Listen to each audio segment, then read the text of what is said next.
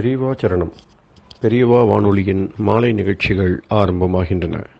இன்றைய எமது நிகழ்ச்சிகள் நித்திய குரு பாதுகா பூஜா, ஸ்ரீ ரா கணபதி அவர்கள் எழுதிய புத்தகத்தின் ஒளிவடிவம், ஆன்மீக உரை, மகா பெரியவா மகிமை உபன்யாசம். பெரியவா சரணம்.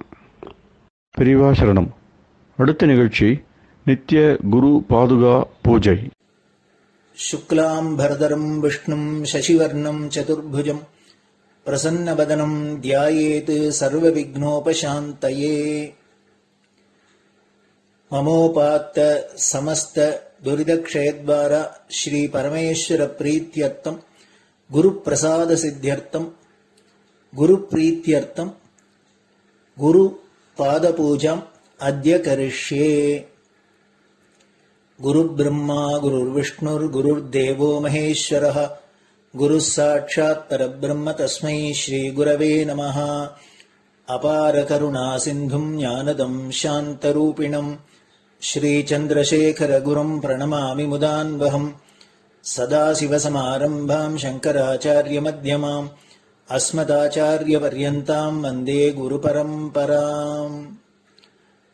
எல்லோரும் குருவை பெரிவாளை தியானம் பண்ணிண்டு அர்ச்சனை பண்ணுவோம். அஷ்டோத்திரம். பெரியவா அஷ்டோத்திரம் பல அஷ்டோத்திரங்கள் இருக்கு. அதுல எளிமையா சுலபமா எது இருக்கோ அதை நான் இப்ப சொல்றேன். எல்லோரும் இதை கேட்டுண்டே திருப்பி சொல்ல முடிஞ்சுவா சொல்லி சொல்லி பெரிவாளுக்கு பாதத்துல ஒவ்வொரு புஷ்பத்தை அர்ச்சனை பண்ணலாம். ओम श्री कांची कामकोटि पीठाधीश्वराय नमः. श्रीमत् चंद्रशेखरेन्द्र सरस्वती गुरुभ्यो नमः. संन्यासाश्रम शिखराय नमः. काषाय दंडधारिणे नमः. सर्वपीठापहारिणे नमः. स्वामिनाथ गुरवे नमः. करुणासागराय नमः. जगदाकर्षण शक्तिमते नमः. सर्वचराचर हृदयस्थाय नमः. ओम भक्त परिपालक श्रेष्ठाय नमः. धर्म परिपालकाय नमः. श्री जयेन्द्र सरस्वत्याचार्याय नमः. श्री विजयेन्द्र सरस्वती पूजिताय नमः. शिवशक्ति स्वरूपाय नमः. भक्ताभीष्ट प्रदायकाय नमः. ब्रह्मण्य पोषकाय नमः. ब्रह्म विष्णु शिवैक्य स्वरूपाय नमः. कांची क्षेत्रवासाय नमः. कैलाश शिखरवासाय नमः. स्वधर्म परिपोषकाय नमः. चातुर्वर्ण संरक्षकाय नमः. लोकरक्षण संकल्पाय नमः. ओम ब्रह्मनिष्ठापराय नमः. सर्वपापहराय नमः. धर्मरक्षक संतुष्टाय नमः. भक्तार्पितधन स्वीकर्त्रे नमः. सर्वोपनिषत् सारज्ञाय नमः. सर्वशास्त्रगम्याय नमः. सर्वलोक पितामहाय नमः. भक्ताभीष्ट प्रदायकाय नमः. ब्रह्मण्य पोषकाय नमः. नानाविध पुष्पार्चितपताय नमः. रुद्राक्ष क्रीडधारिणे नमः. भस्मोद्दोलित विग्रहाय नमः. सर्वज्ञाय नमः. सर्वचराचर व्यापकाय नमः. अनेक शिष्य परिपालकाय नमः. मनश्चाञ्चल्य निवर्तकाय नमः. अभयहस्ताय नमः. भयापहाय नमः. यज्ञपुरुषाय नमः. यज्ञानुष्ठान रुचिप्रदाय नमः. यज्ञसम्पन्नाय नमः. यज्ञसहायकाय नमः. यज्ञफलदाय नमः. यज्ञप्रियाय नमः. उपमानरहिताय नमः. स्फटिक तुलसी रुद्राक्ष हारधारिणे नमः. चातुर्वर्ण समदृष्टये नमः. ऋग्यजुस्साम अथर्वणादि चतुर्वेद संरक्षकाय नमः.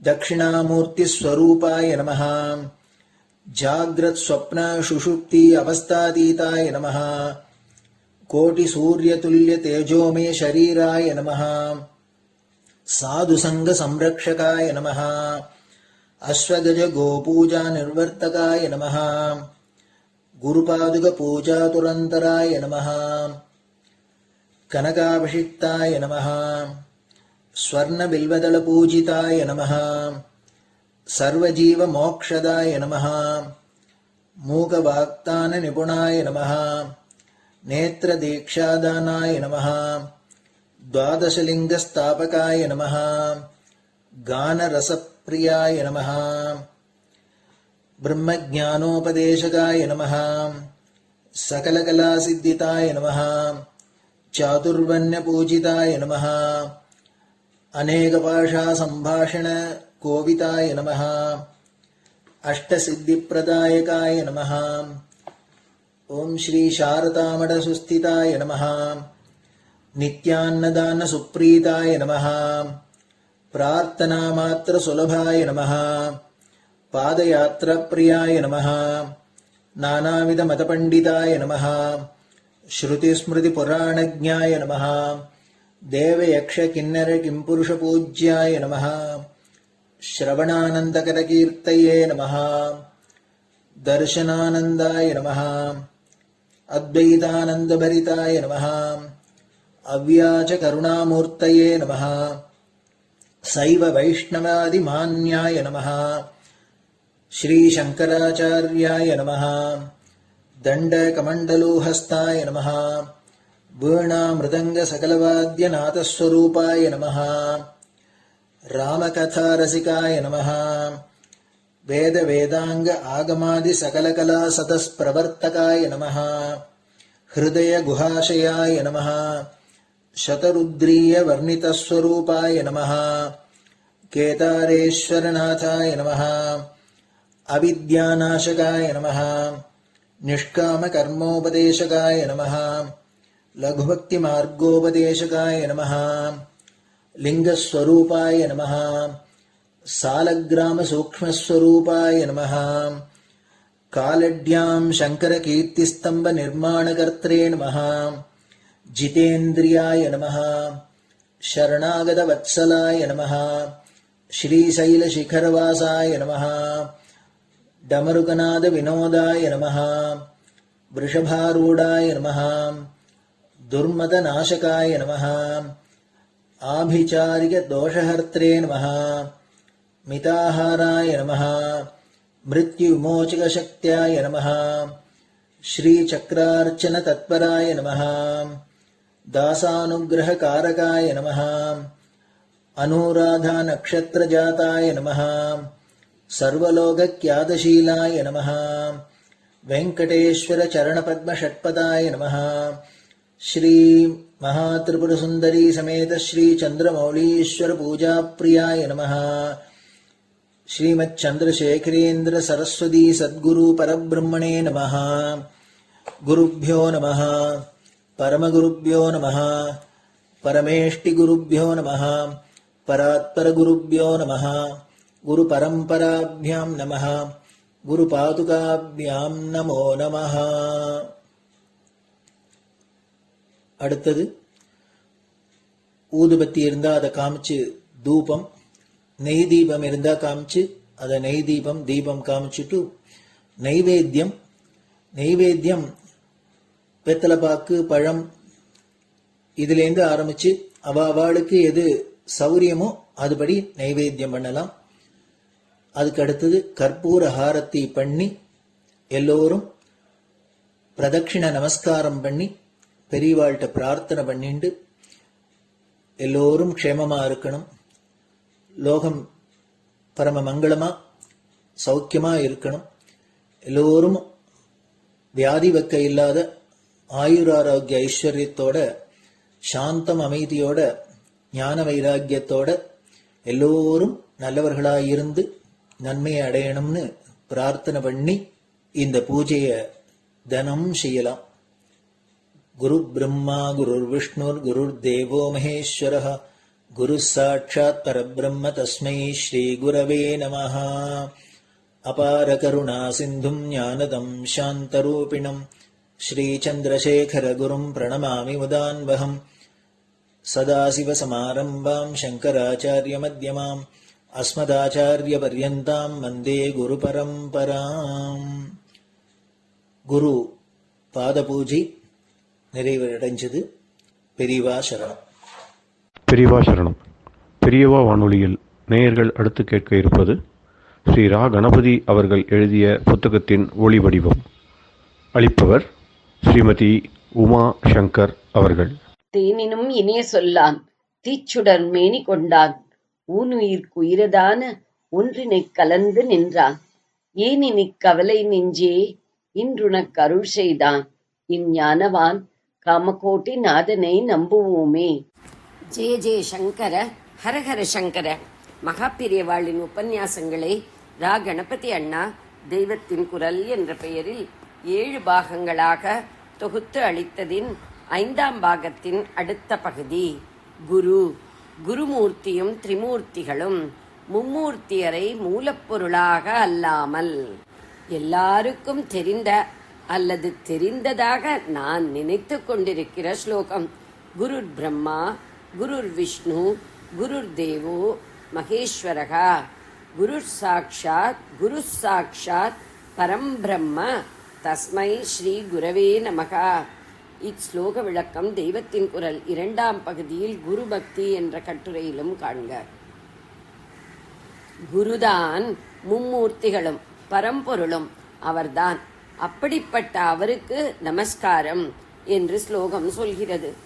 மும்மூர்த்திகளின் பெயரை தனித்தனியாக பிரம்மா, விஷ்ணு, மகேஸ்வரன் என்று சொல்லிவிட்டு அப்புறம் பரபிரம்மத்தை சொல்லி இருப்பதால் இந்த ஸ்லோகப்படி பிரம்மா, விஷ்ணு, மகேஸ்வரன் என்று 3 பேரில் எவருக்கும் பரபிரம்மம் என்றும் முழுமுதற் கடவுள் என்றும் சொல்லப்படும் ஸ்தானம் தரப்படவில்லை என்று தோன்றுகிறது.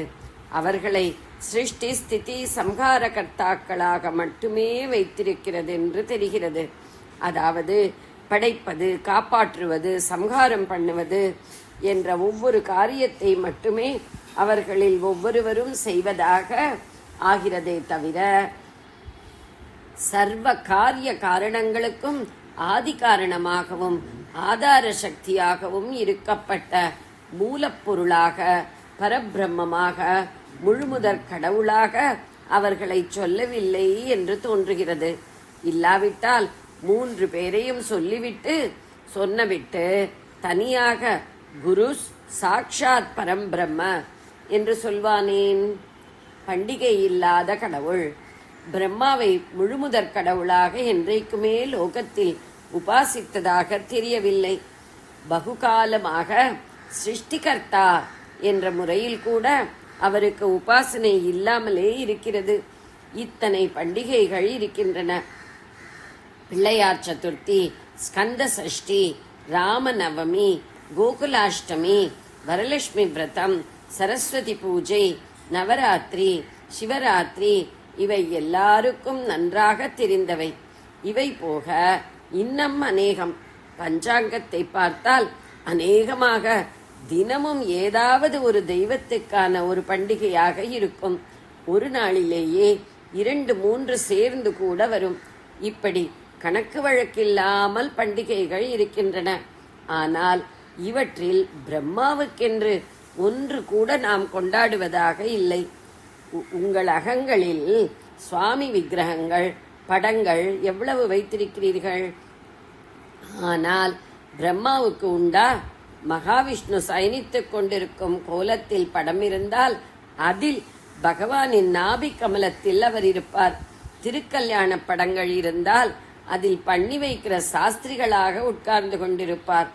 ஆனால் அவர் பாட்டுக்கு கூட்டத்தோடு கூட்டமாக என்னவோ இருப்பாரே தவிர அவரை நாம் பூஜார்கமான பூஜை பெற தகுதி பெற்ற ஒருவராக நினைத்து வழிபடுவது என்பது இல்லை. கூட்டத்திலே ஒருவராக அவர் வந்து நிற்பதோடு சரி. கோயில் இல்லாத கடவுள். நம் தேசத்தில் இத்தனை 1000 கோயில் இருந்தும் ஒவ்வொரு கோயிலிலும் ஏகப்பட்ட சந்நிதிகள் இருந்தும் அநேக உற்சவாதிகள் நடத்தப்பட்ட போதிலும் பிரம்மாவுக்கு எதுவுமே காணோம். அபூர்வமாக எங்கேயாவது புஷ்கர் மாதிரி ஒரு க்ஷேத்திரத்தில்தான் தேடி தேடி அவருக்கு கோயில் பார்க்க முடிகிறது. பிரம்மா கோயில் என்றாலே புஷ்கரைத்தான் இன்று நினைக்கிறார்கள்.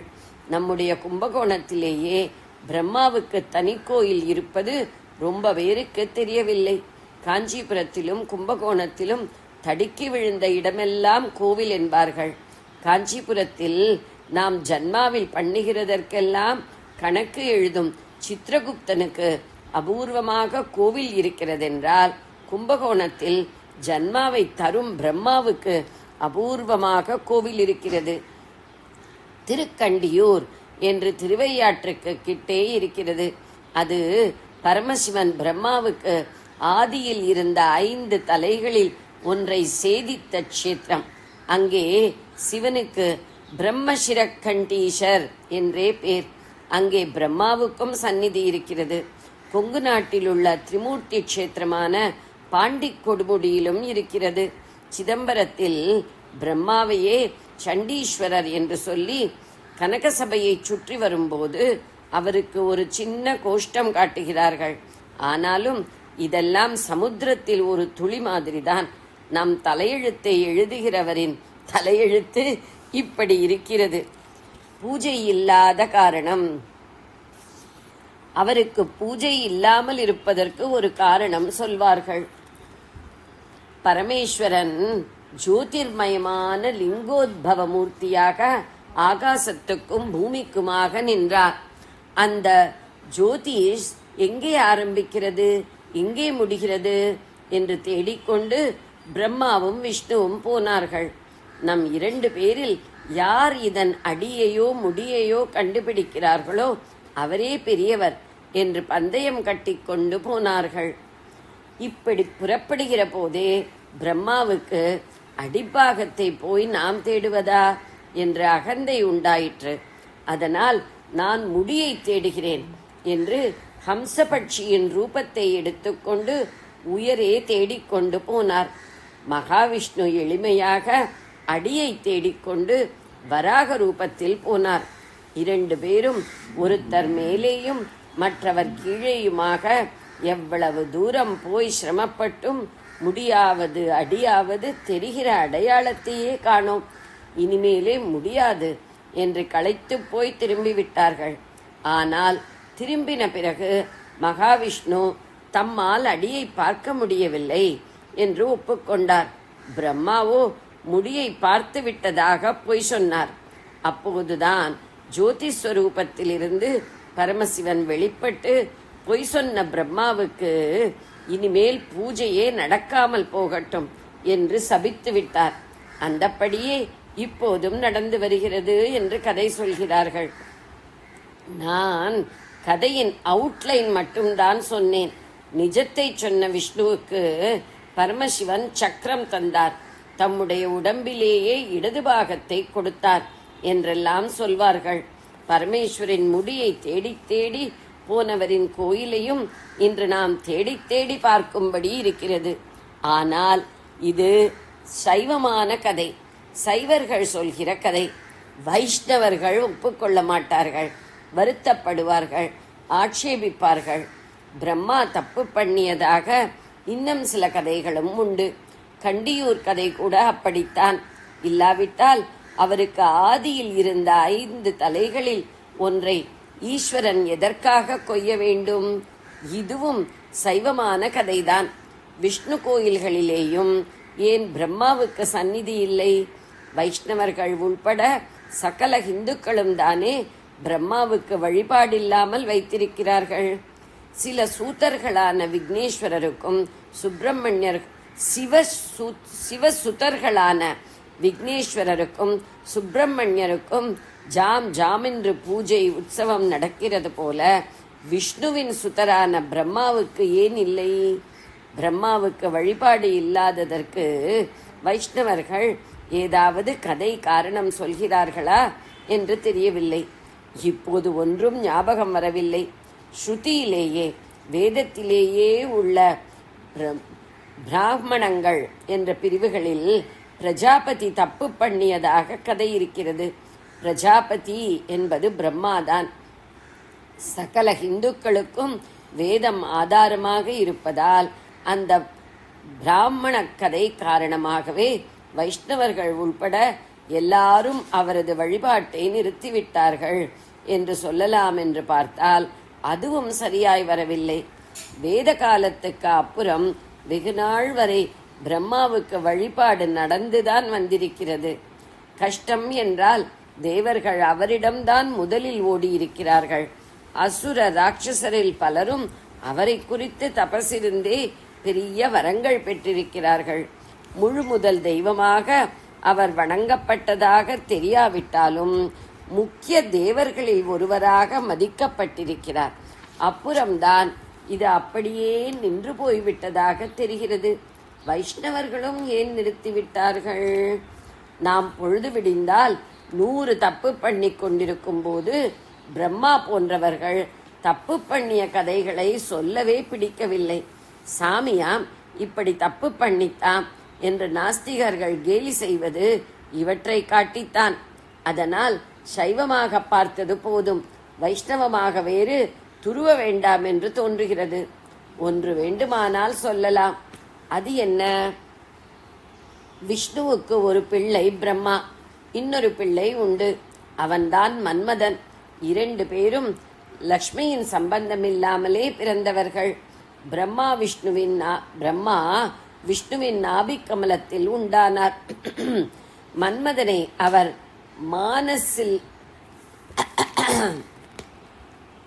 மானசிகமாக ஒரு பிள்ளை உண்டாகட்டும் என்று மனசினால் நினைத்த மாத்திரத்திலேயே சிருஷ்டித்து விட்டார். அதனால் மனசிஜன் என்று அவனுக்கு பெயர். பிரம்மா கமலஜர். 3வது பிள்ளையாக மகாவிஷ்ணு மோகினி ரூபத்தில் சிவனிடம் பெற்ற சாஸ்தா இருக்கிறார். அவருக்கு பூஜை இருக்கிறது. பெரிசாக விருத்தியாகியும் வருகிறது. பிரம்மாவுக்கு பூஜை இல்லை, மன்மதனுக்கும் இல்லை. இதற்கு ஒரு காரணம் தோன்றுகிறது. மன்மதன் பிரம்மா இருவருமே ஒரு ஜீவன் ஜன்மா எடுப்பதற்கு காரணமாக இருப்பவர்கள்தானே. புத்திரோத்பத்தியின் காரணமான வேகத்தை மன்மதன் உண்டாக்குகிறான். அப்புறம் எந்த ஜீவன் எந்த பிண்டத்தில் புகுந்து கொள்ள வேண்டும் என்று பார்த்து பிரம்மா ஜன்மாவை கொடுக்கிறார். அத்தனை கஷ்டமும் நாம் ஜன்மா எடுத்ததால் தானே தெரிகிறது. சகல சமயாச்சாரங்களும் சாதனைகளும் ஜன்ம நிவிருத்தி என்ற ஒன்றுக்காகத்தானே இருக்கிறது. இதனால்தான் ஜன்மா ஏற்பட காரணமான பிரம்மாவுக்கு வழிபாடில்லாமல் இருக்கிறது என்று தோன்றுகிறது. மன்மதனுக்கும் இதே காரணம்தான். கூடுதலாக இன்னொன்றும், எல்லா வேகங்களிலேயும் மகா பொல்லாததாக வெறி பிடித்ததாக இருப்பதை உண்டாக்கி ஜீவனை அலைக்கழிப்பவன் அவன்தானே. ஆனால் அவனை பற்றி இப்போது கேள்வி இல்லை. பேச்சுவாக்கில் அவன் விஷயம் வந்துவிட்டது.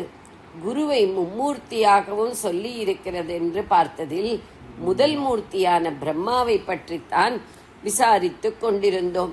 கஷ்டத்துக்கெல்லாம் காரணமான பிறவிக்கு அவர் காரணமாயிருக்கிறாரே என்பதால் தான் இவருக்கென்ன வழிபாடு என்று கோபித்துக் கொண்டு நிறுத்திவிட்டோமோ என்னவோ என்று சொன்னேன். பூர்வ காலங்களிலும் அவர்தானே சிருஷ்டிகர்த்தா. அப்போதெல்லாம் அவருக்கு நிரம்ப மரியாதை நடந்திருப்பதாக சொன்னீர்களே என்று கேட்டால், அந்த பூர்வ காலங்களில் இத்தனை அதர்மமும் பாபமும் அதனால் விளையும் கஷ்டங்களும் இயற்கை உட்பாதங்கள் என்பவை கூட மனிதர்கள் செய்கிற பாபத்தின் விளைவாக ஏற்படுபவைதான்.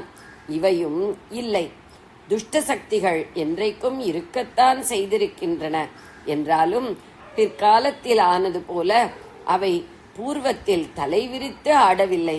அதனாலே இந்த லோகத்தில் ஜீவ யாத்திரை நடத்துவது, ஜன்மா எடுப்பது என்பது இப்போது போல அப்போது அவ்வளவு நொந்து கொள்ளும்படியாக இருந்திருக்காது.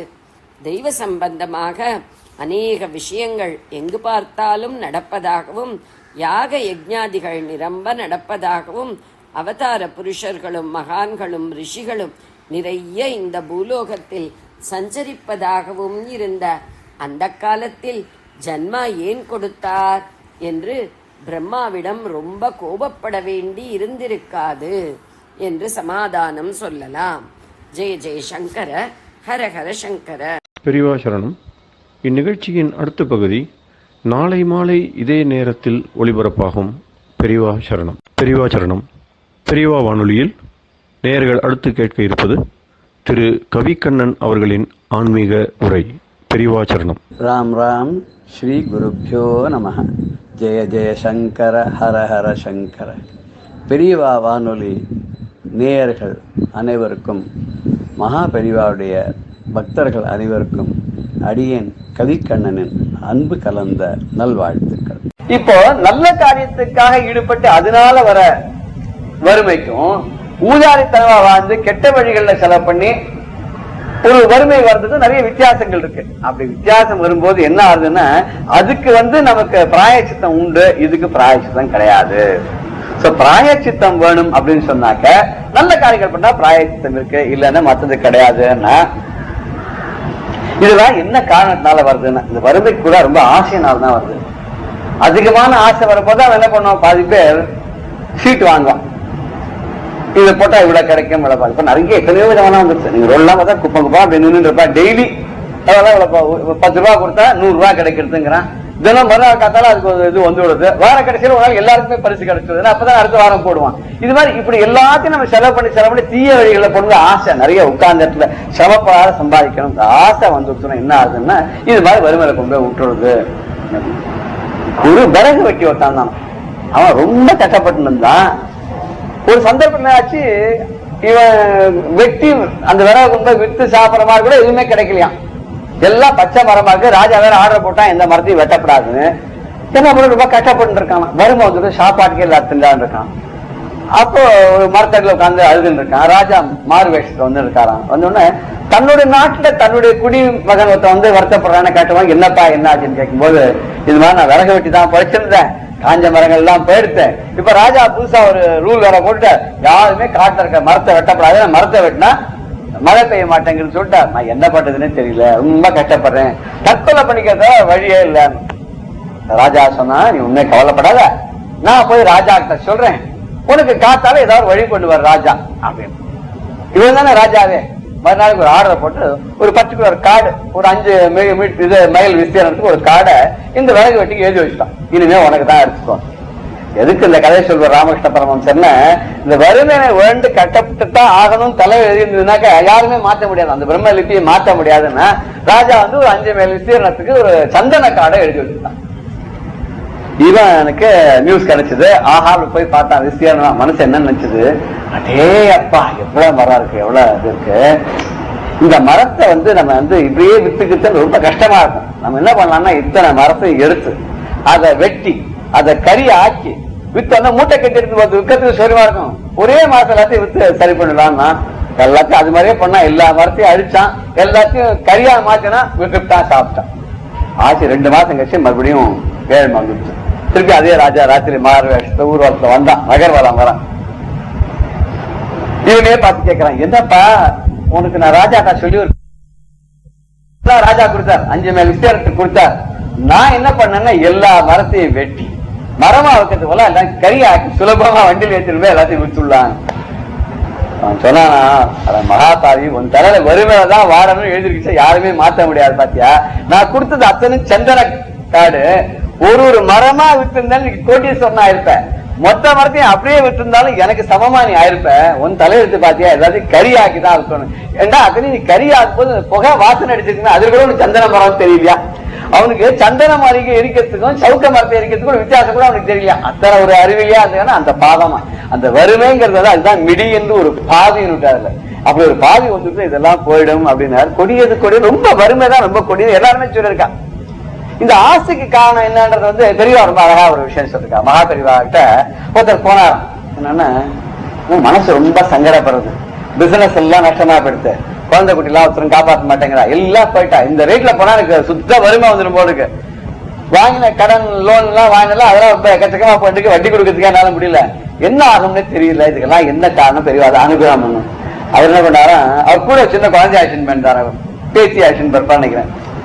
அந்த பேத்திய பெரியவா கூப்பிட்டு ஒரு மாதுளம் பழத்தை விட்டாராம். இது வச்சுருந்தான்.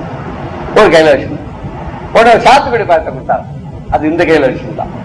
அப்புறம் 2 ஆப்பிள் எடுத்து கையில கொடுத்தாங்க. அது என்ன பண்ணுறா, நீ வச்சுன்னு இப்படியும் கேட்டு வாங்கி இப்படி அடிக்கணும். அடுத்த 2 கொய்யாப்பழம் பெருசா கொடுத்தாங்க. அந்த கொய்யாப்பழத்தை இப்படி வாங்கிக்கும் போது கையில இந்த ஆப்பிள் மாதுளம் பழம் எல்லாம் கீழே வந்துட்டான். விழுந்த உடனே அந்த தனவந்தரா அது நீ நொடிச்சு போயிருக்க பார்த்து கேட்டா, பாத்தியா குழந்தைக்கு எத்தனையும் நான் கொடுத்தேனே, இதெல்லாம் கீழே போட்டு அந்த குழந்தை உனக்கு ஏதாவது புரியுதா அப்படின்னு.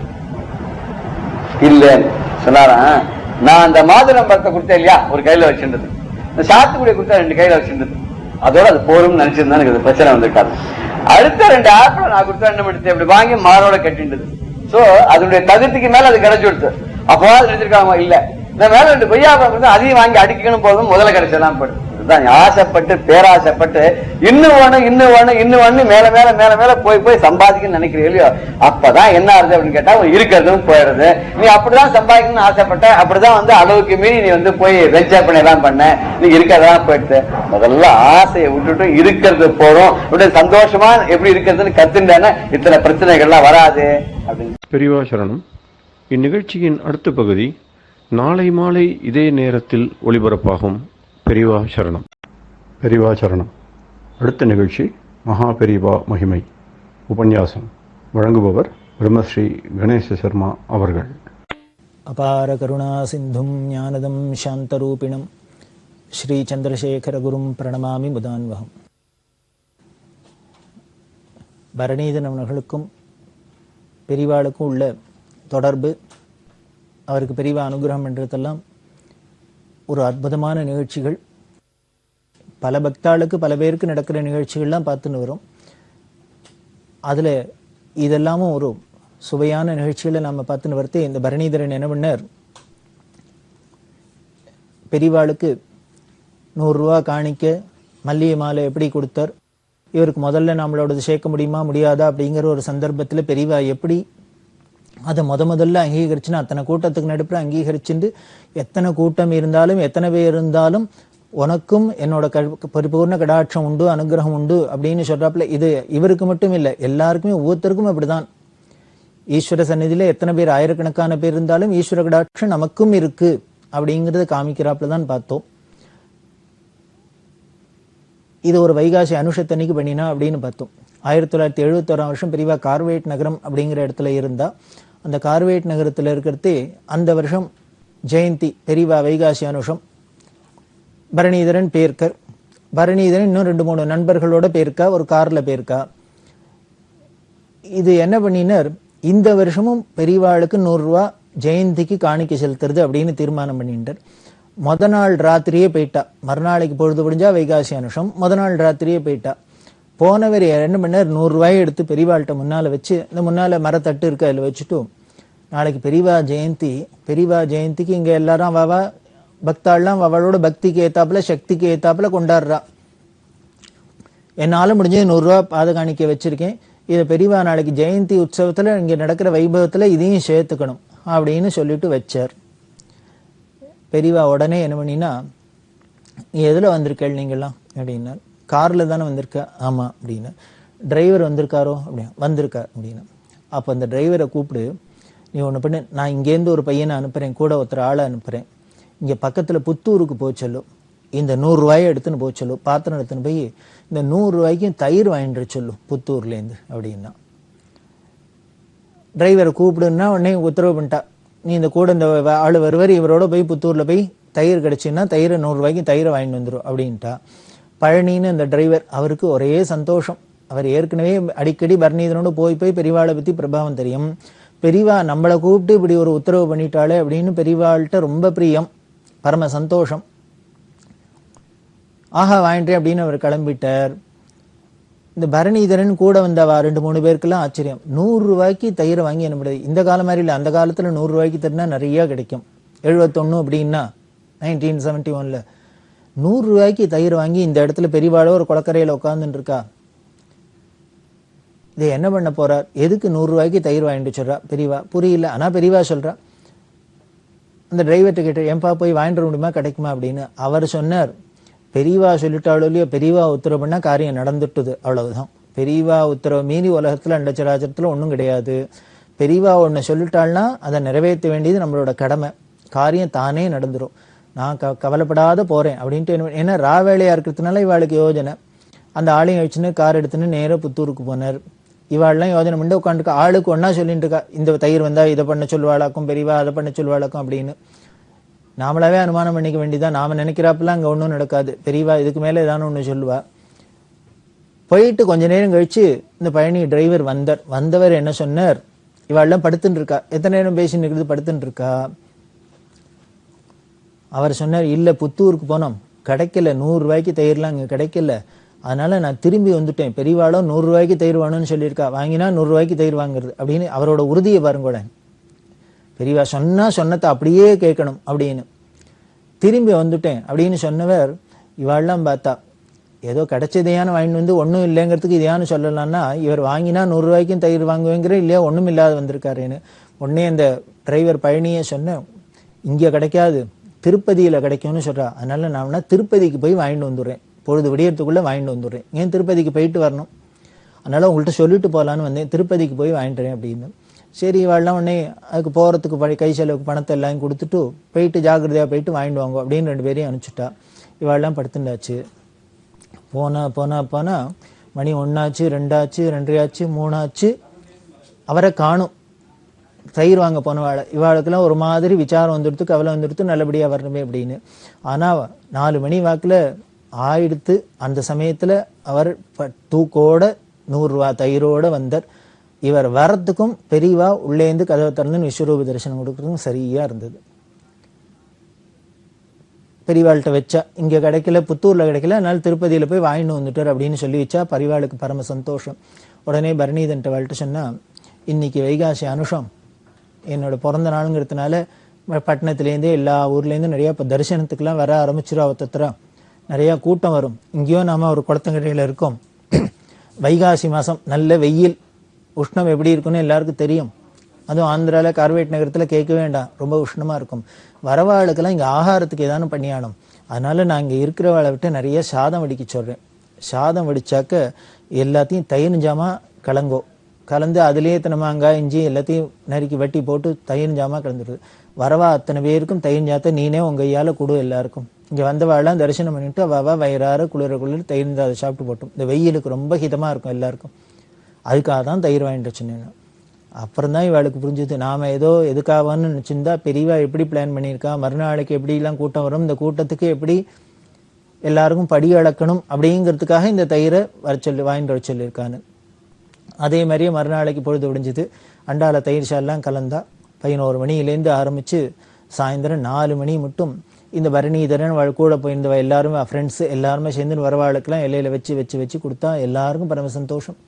இப்போ ஏற்பட்ட ஒரு காட்டிலையும் வந்து பெரியவா தரிசனத்துக்கு தரிசனம் கிடைக்கிறது, வயிறார ஆகாரமும் கிடைச்சிது. எல்லாரும் பரம சந்தோஷத்தோடு போனா. அன்னைக்கு சாயந்தரம் இவ கிளம்பி வரா.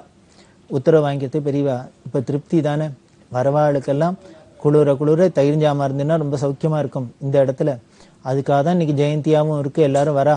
வந்த கூட்டத்துக்கெல்லாம் நீ அன்னதானம் பண்ணி நாப்பில் இருக்கணும், அதனால தான் தயிர் வாங்கிட்டு சொன்னேன், கொடுத்தேன். உனக்கும் திருப்தி தானே, வந்தவாளுக்கெல்லாம் திருப்தி, வாங்கின்ற வாழ்க்கெல்லாம் திருப்தி, சாப்பிட்ட வாழ்க்கும் திருப்தி, சாதம் போட்ட வாழ்க்கும் அதை விட திருப்தி இருக்குமே, திருப்தி தானே அப்படின்னு சொல்லி அனுப்பிச்சா. இவருக்கு பரம சந்தோஷம். நாம் ஏதோ இந்த 100 ரூபா காணிக்கே பெரியவாளுக்கு நடக்கிற அந்த வைபவத்தில் இதையும் சேர்த்துக்கணும், அணில் மாதிரி சேர்த்துக்கணும் அப்படின்னா பெரியவா என்ன பண்ணிட்டார், ஒரு பெரிய அன்னதான கைங்கரியத்தையே நமக்கு கொடுக்குறாப்புல கொடுத்து அனுகிரகம் பண்ணிட்டா. இதுதான் நாம தான் நினச்சிட்டு இருக்கோம், 100 ரூபா தானே, 500 ரூபா தானே, 1000 தானே அப்படின்னு. ஈஸ்வரனுக்கு இந்த வேல்யூ, மணி வேல்யூ வச்சுன்னு அவரோட கிருபை இருக்கிறது இல்லை. எப்படி இருக்குன்னு நம்மளோட பாவத்தை பொறுத்தது. பத்திரம் புஷ்பம் பலம் தோயும் சுவாமி கீதையில சொல்றாரு, நீ என்ன வேணா பண்ணு, எனக்கு என்ன பவுனா கொடுக்கணும், வெள்ளியா கொடுக்கணும், அப்படித்தான் கொடுக்கணும், அப்படித்தான் இருக்கணும் இல்லை. உனக்கு கையில கிடைச்சது உன் சக்திக்கு உள்ளது என்ன முடியும். ஒரு பூ முடிஞ்சா போடு, இல்லை ஒரு பழம் முடிஞ்சா பண்ணு, ஒன்றும் இல்லையா ஒரு எங்கேயான இலையை பறிச்சு போடு, ஒன்றும் இல்லையா ஒரு சொட்டு தண்ணி. தண்ணீர்னா என்ன, ஒரு டம்ளர்ல தண்ணி எடுத்து ஊத்துறது இல்லை, கண்ணீர். கண்ணால காதலாகி கசிந்து கண்ணீர் மல்கி அப்படின்னு சொல்றாரு ஞானசம்பந்தர். அது மாதிரி ஈஸ்வரா இப்ப ஏற்பட்ட உனக்கு என்னால வேற ஒன்றும் பண்றதுக்கு சக்தி இல்லை அப்படின்னு கண்ணால ஒரு சொட்டு தண்ணி விட, அதுவே அவருக்கு பிரீத்தி. அதனால பகவானுக்கு அந்த பாவம் தான் முக்கியமே வழியே நாம இத்தனை ரூபா கொடுக்கணுமா, 2 ரூபா கொடுக்கணுமா, இதுவா அதுவா அதெல்லாம் அங்க லட்சியமே கிடையாது. இந்த பரணிதரன் இந்த நிகழ்ச்சியும் நமக்கு அதுதான் காமிக்கிறது. ஏதாவது 100 ரூபா தானே கொடுக்குறோம் அப்படின்னா அந்த 100 ரூபாலேயே எத்தனை பேருக்கும் வயிற குளிர ரொப்பராப்பில் பெரியவா ஒரு அனுகிரகம் பண்றா அப்படின்னா அது பெரியவாளோட அந்த பிரபாவத்தை காமிக்கிறது, நம்மளோட பக்தியும் காமிக்கிறது.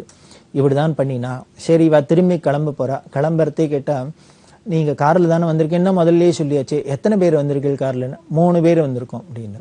உடனே பெரியவா கேட்டா பின் சீட்ல 3 பேர் உட்காரலாம் இல்லையோ? உட்காரலாம். முன் சீட்ல எத்தனை பேர் உட்காரலாம் அப்படின்னு. டிரைவரை தவிர இன்னும் 2 பேர் உட்காரலாம் அப்படின்னா. ஓ அப்ப டிரைவரை தவிர 2 பேர் உட்காரலான்னாக்க ஒருத்தர் உட்காந்துட்டாக்க சௌரியமா கம்ஃபர்டபுளா உட்காரலாம் இல்லையா அப்படின்னா. ஆமா அப்படின்னா. இது எதுக்கு இத்தனை கேள்வி கேட்கிறா? உடனே சொல்றா பக்கத்துல நாகலட்சுமின்னு ஒரு பக்த அந்த அம்மாவை காமிச்சு இவ ஊருக்கு போகணும். இப்போ ஊருக்கு போய் ராத்திரி பட்டணத்துலேருந்து பம்பாய்க்கு ட்ரெயின் பிடிக்கணும். பம்பாய் நாகலட்சுமி அப்படின்னு சொல்ல பம்பாயில் இருக்கா. இப்போ பெரியவா தரிசனத்துக்காக வந்திருக்கா, ஜெயந்தி தரிசனத்துக்காக. அவள் மெட்ராஸ் போய் ட்ரெயினை பிடிச்சி பாம்பே போகணும். அதனால் நீ ஒன்று பண்ணு, நீங்கள் 3 பேரும் பின் சீட்டில் உட்காருங்கோ, இந்த அம்மாவை முன் சீட்டில் உட்காத்தி வச்சு அவளை போய் பட்டணத்தில் ரயில்வே ஸ்டேஷனில் விட்டுட்டு நீங்கள் வீடுக்கு போயிட்டு வாங்கோ, க்ஷேமமாக இருங்கோ அப்படின்னு அனுகிரகம் பண்ணினான். இது அவர் சொல்லுவார், முதல்ல 100 ரூபா காணிக்க செலுத்தணும் அப்படின்னு காயினா மாற்றி போட்டோம். அதுக்கப்புறம் உடனே என்ன ஆச்சுன்னர், பெரியவாளுக்கு ஜெயந்திக்கு 100 ரூபா கொடுக்குறாப்புல இருந்தது. என்னமோ இந்த 100 ரூபாய்க்கு என்ன சம்பந்தம்னே தெரியல. பெரியவாளுக்கு அதுக்கப்புறம் இவர் எது பண்ணினாலும் 100 ரூபா சம்பந்தப்பட்டதாவே இருந்திருக்கு. அதுதான் ஒரு ஆச்சரியமா சொல்லுவார் அவர். 100 இருக்கு, சதங்கண்ட பெரியவாளுக்கு 100 ரூபா காணிக்கையிலேயே கைங்கரியம் பண்றாப்புல இருக்கு அப்படின்னு. இந்த 2 நிகழ்ச்சியிலையும் இவராவே 100 ரூபா கொடுக்கணும் அப்படின்னு தீர்மானம் பண்ணிட்டு போய் கொடுத்தது. இப்படி 2 நிகழ்ச்சி இல்லையா? அதே மாதிரி பெரியவாளாவே இவர் தீர்மானமே பண்ணாத திடீர்னு பெரியவா வலியை ஏத்துண்டதும் 2 நிகழ்ச்சி. அதுலயும் பார்த்தோம்னா இதே 100 ரூபா. ஒரு சமயம் தீபாவளியும் போது பெரியவாளை தரிசனம் பண்ணலாம் அப்படின்ட்டு காலங்காலத்துல இவா நுங்கம்பாக்கத்துலேருந்து கிளம்பி போயிருக்கா. தத்தாஜின்னு இவரோட கூட இருக்கிறவர், அவள் 2 பேருமா கிளம்பி போயிருக்கா. காலங்காலத்தால போயாச்சு. ஏன்னா தீபாவளிக்கு சீக்கிரமே ஸ்நானம் பண்ணுவா இல்லையா, கங்கா ஸ்நானம்ட்டு உடனே கிளம்பி போயிட்டா. பெரியவாளை போய் தரிசனம் பண்ணா காஞ்சிபுரத்துல. பெரியவா இவர்கிட்ட சொல்றா, இன்னைக்கு தீபாவளிக்கு வந்திருக்க, நான் ஒன்று சொன்னா நீ பைய ஒன்று செய்வியா, கைங்கரியம் பண்ணுவியா அப்படின்னு. இவர் சொன்ன எது பண்ணாலும் காத்துன்னு இருக்கேன் அப்படின்னு. எனக்கு தீபாவளி இன்னைக்கு என்கிட்ட கைங்கரியம் பண்ணுறவா இருக்கா, அவளுக்கெல்லாம் வேஷ்டி கொடுக்கணும், புதுசா வேஷ்டி துண்டு கொடுக்கணும், அதனால நீ வாங்கி தரியா அப்படின்னா. வேஷ்டி வாங்கி கொடுக்குறியா அப்படின்னு. இவர் பார்த்தார், இதை எதிர்பார்க்கல. அவளுக்கு 4-5 பேருக்கு வேஷ்டி வாங்கணும்னா அந்த காலத்து விலைக்கு ஒரு வேஷ்டி துண்டுக்கு 100 ரூபாயானும் வேணும். என்கிட்ட நான் பணம் கொண்டு வரலையே. இவர் அது மாதிரி எடுத்துன்னு போகல, எதிர்பார்க்கல. அத்தனை வேஷ்டி வாங்குறாப்புல என்கிட்ட பணம் கொண்டு வரலையே. உடனே பெரியவா, நீ பணம் கொண்டு வரலைன்னா ஒன்று பண்ணு, யார்ட்டானு கடன் வாங்கியானு வாங்கி கொடுத்துரும், அதுக்கப்புறம் இப்போ வேஷ்டியை வாங்கி கொடுத்துரும், அப்புறம் அவளை கடனை அடைச்சிரும் அப்படின்னு. இவர் பார்த்தார், என்ன தர்மம் இடத்துல கடன் வாங்கியானும் பெரியவா வலிய தர்மம் நினைச்சுறாளே அப்படின்னு. இப்படி யோஜனை பண்ணிட்டு அவர் தத்தாங்கிற பக்கத்தில் இருக்கிறவர் சொன்னார், தத்தாச்சி பெரியவா ஒரு உத்தரவு பண்றா, அப்போ போய் நீமா அது இதுன்னு சொல்லிட்டு இருக்க, ஆகட்டும் பண்றேன்னு சொல்லு, பணம் வேணும்னா நான் கொடுக்குறேன், நீ உங்ககிட்ட இல்லைன்னு அங்கே போய் பெரியவாள்கிட்ட சொல்லிட்டு இருக்காத. பெரியவாளுக்கு தெரியாதா இருக்கா இல்லையான்னு? அப்படி நம்மகிட்ட இல்லைன்னு சொன்னா கூட யார்ட்டேன்னு வாங்கியானு கைமாத்து வாங்கியானு பண்ணுன்னு சொல்றான்னா அதுக்கு ஏதோ காரணம் இருக்கு, பெரிய அனுகிரகம், அதனால பண்றேன்னு சரின்னு மட்டும் ஒத்துக்கோ அப்படின்னு. சரி பண்றேன் அப்படின்னு. சரி பண்ணு அப்படின்னா, என்ன நின்றுட்டு இருக்க, போய் வாங்கிட்டு வா கடையில் அப்படின்னா. அப்ப பார்த்தா மணி 6:30 மணி கார்த்தால. இவர் சொன்னார், மணி 6 தான் ஆறுது, 8 மணி 9 மணிக்கு மேலே தான் கடை திறப்பா, அதனால கடை திறந்தோன்னு போய் வாங்கிட்டு வந்து கொடுக்குறேன் அப்படின்னா. அதெல்லாம் இல்லை, இப்பவே போய் வாங்கிட்டு வா அப்படின்னு. வேடிக்கையா இருக்கும். சில இதெல்லாம் பெரியவா பார்த்தா இந்த க்ஷணமே பண்ணுங்கிறாப்புல இருக்கும். நமக்கு பார்த்தா இது நடக்குமா நடக்காதா அப்படின்னு தான் தோணும், ஆனா நடந்துரும். உடனே பெரியவா சொன்னா, இங்கேருந்து போ, பக்கத்துல ஒரு அந்த இதே தெருவில் 5-6 வீடு தள்ளி ஒரு கடை இருக்கு, துணிக்கடை இருக்கு. அந்த துணிக்கடைக்கு பின்னாலே தான் வீடும். தூங்கின்னு இருப்பா, நீ போய் கதவை தட்டி எழுப்பி கடையை திறந்து இது மாதிரி வேஷ்டி துண்டு வேணும்னு கேளு, நான் சொன்னேன்னு சொல்லு கொடுப்பார் அப்படின்னு. சரி பெரியவா சொல்லியாச்சு. அதுக்கப்புறம் என்ன போனேன், அந்த கடைக்காரர் தூங்கிந்த அவர் எழுப்பினர், பெரியவா சொல்றான்னு விழுந்தடிச்சுன்னு ஏந்துன்னு வந்து கடையை திறந்து வேஷ்டி துண்டெல்லாம் கொடுத்தா. எடுத்துன்னு வந்தோடனே பெரியவா இவாளுக்கு கொடு அவளுக்கு கொடு உங்கையாலே கொடு அப்படின்னா எல்லாருக்கும் கொடுக்க சொன்னா. யாராருக்கெல்லாம் கொடுக்க சொன்னாலும் எத்தனை வாங்கிட்டு சொன்னா கொடுத்தாச்சு. இல்லை தீபாவளியா இருக்கு, அவளும் இன்னைக்கு புதுச கட்டின்னு இருக்கட்டும் அப்படிங்கிறதுனால தான் உன்னை வந்து நல்ல வேலையா நீ வந்து உங்ககிட்ட கொடுக்க சொன்னேன் அப்படின்னு. இப்படி இவாளுக்கெல்லாம் வேஷ்டி வாங்கி கொடுத்தது எவ்வளோ ஆச்சுன்னா செலவு 100 ரூபா ஆச்சு. அதுக்கப்புறம் போய் எந்த கடனை கொடுத்துருன்னா தவறாத கொடுத்துருன்னா கொடுத்தாச்சு. இப்போ இவராகவே ஒரு தரம் தி கைடுக்கு சன்மானம் வந்தது 1000 ரூபாயில் 100 ரூபா கொடுத்தார். அதே மாதிரி கார்வேட் நகரில் போகிறதையும் 100 ரூபா காணிக்க வச்சார். இப்போ பெரிய அது ரெண்டும் இவராகவே வலிய 100 ரூபான்னு கொடுத்தது. இப்போ பெரியவாவே வலிய வாங்கிக்கிறது என்னன்னு அவ சொன்ன கைங்கிறதுக்கு வேஷ்டி துண்டு வாங்கி கொடுன்னா வாங்கி கொடுத்த எவ்வளவுன்னா 100 ரூபா செலவாச்சு. இப்படி ஒரு தரம் 2 தரம் 3ஆம் தரம் ஆச்சா. இன்னொரு தரம் அதிசயம், பெரியவா கலவையில் இருந்தா அப்படின்னு சொன்னோம். கலவையில் இருக்கிறதே இவர் தரிசனத்துக்கு போயிருக்கார். தரிசனம்லாம் பண்ணியாச்சு. ராத்திரி ஒரு 7:30 மணி 8 மணி இருக்கும் இவர் உத்தரவு வாங்கிட்டு கிளம்ப போறார். கிளம்புறதே பெரியவா என்னன்னா, நீ ஒன்று பண்ணு, எனக்கு ஒரு பெஞ்சு ஒன்று பண்ணி கொடுத்துட்டு போயேன் அப்படின்னா. இவருக்கு ஆச்சரியம் என்ன, திடீர்னு ஏதோ பெரியவா பெஞ்சு பண்ணி கொடுங்கிறா அப்படின்னு. பண்ணி கொடுத்துட்டு போ அப்படின்னா இவர் இப்பவும் என்ன சொன்னார், இல்லை என் கையில் நான் அதுக்கு உண்டான பணம் எவ்வளவு ஆகும்னு தெரியல, ஒரு பெஞ்சு பண்ணணும்னா அதுக்கு ஏத்தாப்புல வசதி இல்லை, நான் கொண்டு வரலையே, பையில என்கிட்ட பணம் இல்லை அப்படின்னு. உடனே பெரியவா, மடத்தில் கடன் வாங்கிட்டு போய் பண்ணிட்டு வா. மடத்தில் மேனேஜர் இருப்பார், ஜானகிராமையா அப்படின்னு ஸ்ரீகாரியம் இருப்பார். அவள் மடத்தில் காமாட்சி கோவில்லாம் பார்த்துக்குறா. இங்கே யார்ட்டேன்னு சொல்லி கைமாத்து வாங்கி கொடுத்துரு, ஆனால் மறக்காத ஊருக்கு போய் அவளுக்கு இந்த பணத்தை அனுப்பிச்சிரு அப்படின்னு சொல்லிட்டு உள்ளே போயிட்டா. இவர் வெளியில் வந்துட்டார். வெளியில் வந்து அந்த ஜானகிராமையிட்ட சொன்னார், பெரியவா உத்தரவு பண்ணியிருக்கா, பெஞ்சு பண்ணி கொடுத்துட்டு போங்கிறா, எனக்கு எவ்வளவு செலவாகும் என்ன ஏதுன்னு புரியல, கையில் பணமும் இல்லை, என்ன பண்ணுறது அப்படின்னு. இதே ஜானகிராமையா சொன்னார், அதெல்லாம் கவலைப்படாத, மடத்து பணம் இருக்குது, நான் எடுத்து தரேன், எத்தனை வேணா வாங்கிக்கோ, பெஞ்சு என்ன ஆறுதோ பண்ணி கொடுத்துட்டு போனேன். இவர் சொன்னார், யார்ட்டையானு கைமாத்து வாங்கிக்கோன்னு சொல்லிக்கானாலும் மடத்து பணத்துலேருந்து கொடுத்தாங்க, மடத்து பணத்திலேயே எடுத்து மடத்துக்கே பண்ணுறதுக்கு பெரியவாளுக்கு பண்ணுறது நியாயம் இல்லை, நீங்கள் உங்களோட சொந்த பணத்தில் இருந்தால் கொடுங்கோ, நான் அதை அடைச்சிடுறேன் அப்படின்னு. அவர் உடனே அவர்கிட்ட 100 ரூபா வாங்கிட்டு அவர் உடனே சொன்ன, பக்கத்தில் இங்கே யாரை போய் கேட்கறது, இங்கே அதுக்கு பண்ணுறவா இருக்காளா, கார்பெண்டர் இருக்காரா, என்ன பண்ணலாம் அப்படிங்கிறது அவரே சொன்னார். அதெல்லாம் கவலையே பட வேண்டாம், இங்கே நான் 10 அடி நடந்தீங்கன்னாக்கா ஒரு கடை இருக்குது, அதில் ஒரு ஆசாரி இருக்கார், அவர்கிட்ட போய் கேளு, இப்போ மணி 8:30 ஆயிடுத்து, அவர் என்னமே பூட்டின்னு போயிடுவார், நீ அதனால சீக்கிரம் போய் அவரை பிடிச்சி இது மாதிரி பண்ணி தரணும்னு சொல்லு, பெரியவா சொல்கிறான்னு சொல்லு, அவர் பண்ணி கொடுப்பார் அப்படின்ட்டு 100 ரூபா பணத்தையும் கொடுத்து இங்கே வந்தா. அதே மாதிரி அவர் கடையை சாத்துன்னு கிளம்புறதுக்கு இருந்த சமயத்தில் இவ போய் பிடிச்சி மாதிரி பெரியவாளுக்கு ஒரு பெஞ்சு பண்ணி தரணும், இப்போ பொழுது விடியறதுக்குள்ளே பண்ணணும், இப்பயே பண்ணணும் அப்படின்னா அவர் உடனே இதுக்கு என்ன மரம்லாம் வேணும் அப்படிங்கிறத லிஸ்ட்டு போட்டு என்ன பண்ணேன், நீங்கள் போய் பக்கத்தில் போய் இடத்துல வாங்கிட்டு வாங்கோ, நான் அதுக்குள்ளே போய் சாப்பிட்டுட்டு வந்துடுறேன், பண்ணிவிடலாம் அப்படின்னு. இவாள் அதே மாதிரி போய் வாங்கிட்டு வந்தா. இந்த ஆள் பண்ண ஆரம்பிச்சார். ராத்திரி 11 மணிக்கு மேலே பண்ண ஆரம்பிச்சு இவா 2 பேரும் இந்த பரணிதுனா அவரோட ஃப்ரெண்டும் நண்பருமா உட்காந்துட்டு பார்த்துன்னு இருக்கா. பார்த்துன்னு அவருக்கு ஏதாவது ராமுழுக்கலும் பொழுத கழிக்கணுமே, பெஞ்சு பண்ணுற வரைக்கும் இவா ஏதோ கதையெல்லாம் பேசினு எல்லாம் பண்ணியிருந்தா. ஒரு டீயை குடிச்சிட்டு அன்றைக்கி ஆகாரம் ஆளுக்கு தான் இப்படி வெடிகாரத்தால் 4 மணி வாக்கில் பெஞ்சியை பண்ணிவிட்டார்.